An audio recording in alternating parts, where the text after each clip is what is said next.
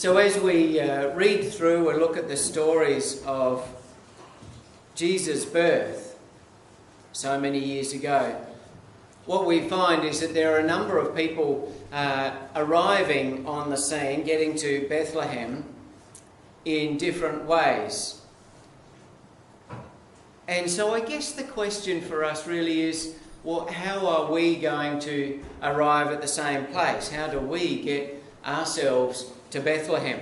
And I mean that in the sense that Bethlehem, you know, the little scenes that we set up, the place where Christ comes sometimes seems so different from the normal world. You know, we make this perfect little scene of straw and a little bed for the baby. Even Mary and Joseph, they don't look tired like they've just been on the road for days on a donkey's back. No, they're perfect and clean, and everyone's, rested and smiling and happy. Don't we? We sort of take the grottiness and the dirtiness of the manger and we give it a spit and polish and make it look all shiny and new and acceptable and lovely. When the reality is something different, why is it that we want to make that scene look so perfect? It's perhaps more in keeping with the angels, isn't it? We don't focus too much on the shepherds per se, but the angels in their glory, singing perfectly and looking beautiful, and that's all majestic. And it seems to me in the original story, there's quite a distance between maybe the glory of the angels and the reality of where Jesus was laid. That scene is so different from our own world, with the busyness and the cars to and from, the family and the travels and the airports and the meals and all of that. They seem so very far away. Bethlehem is a long way from us, through most of the year anyway. So how do we get there? How do we get to that place where Christ is born in our midst, right there next to us? Well, the shepherds, they get there because of the angels that come. God breaks into their world, if you like.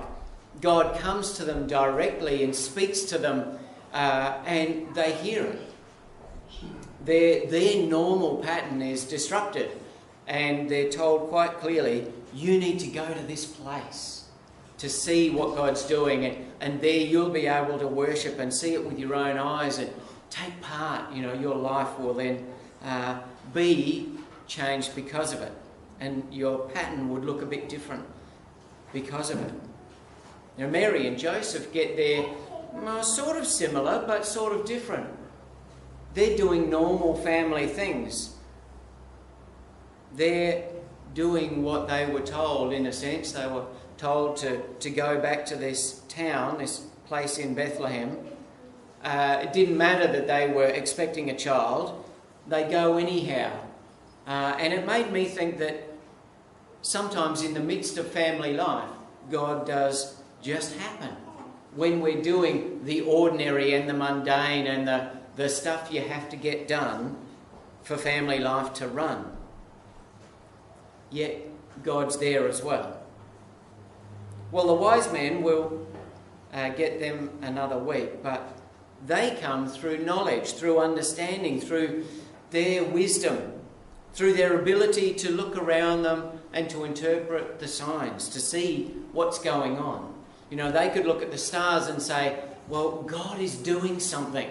There's something special we need to be a part of. And we're going to keep working until we get there, till we discover it, till we find it and know it for ourselves. Not everybody gets to Bethlehem that way. But what about us? We hear that verse. And she gave birth to her firstborn son, and wrapped him in bands of cloth, and laid him in a manger, because there was no room for them in the inn. That little verse has often been understood as foreshadowing, I guess, humanity's inability to receive the Lord, our own failure at making a space for God to come into our midst. And we've been doing that, we've been playing on that, I guess, here over the weeks of Advent. And so those who are at tables will see their little keys with a tag saying, "Let him in." And if you haven't been here during the time of Advent, please grab one of those keys, take it home and hang it on your tree or put it on your mantelpiece or somewhere where you might see it. Just as a little reminder that really, like we've set up here, let every heart prepare in room. Didn't that say something different? No, it says on the tag, each one of us is an innkeeper who decides whether there's room for Christ. And so it's about that idea that we make room, that we have a choice whether we are going to have a space for Christ in our lives. And I guess I was thinking about those two things, and it occurred to me. The good news of Christmas Day is that we don't have to work hard to get to Bethlehem. The good news of Christmas is that Christ was born in our midst. Christ has come to us. God reaches out to us wherever we are, whether it's mundane or intellectual or on the road or in the garden. We're told Christ comes to us. And I find that exciting because if it was left up to me doing hard work, well, I might not make it on time. I might get there a bit late. I might get there, but perhaps I'd be more like the original one, be very dirty and, look a bit tired and frustrated and all of that. But the good news is different.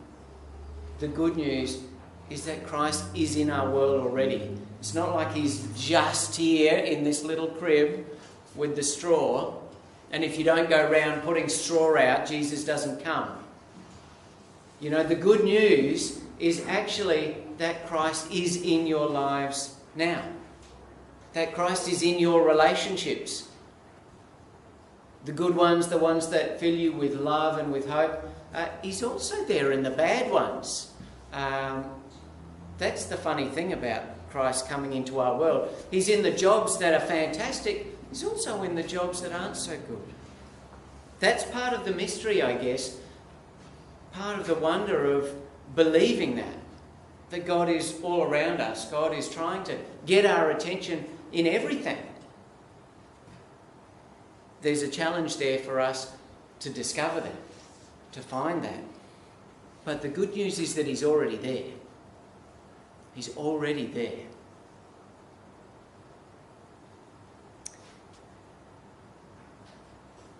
I want to, pose something to us.